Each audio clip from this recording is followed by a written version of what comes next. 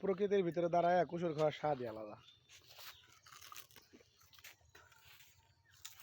ঘোরার মতো প্লেস। গ্রামগঞ্জের এই মজা, টাউনে এই ফিল পাওয়া যায় না।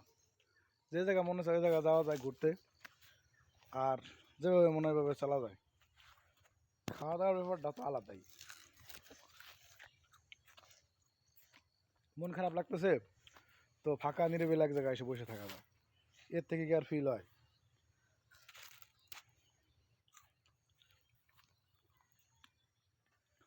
যে বুঝে তার কাছে ভালো লাগবে ফিলটা কত সুন্দর, আর যে বুঝে না তার কাছে মোটেই ভালো লাগবে না।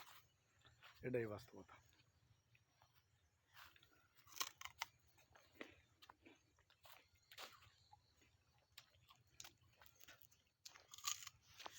মজা না দোস্ত?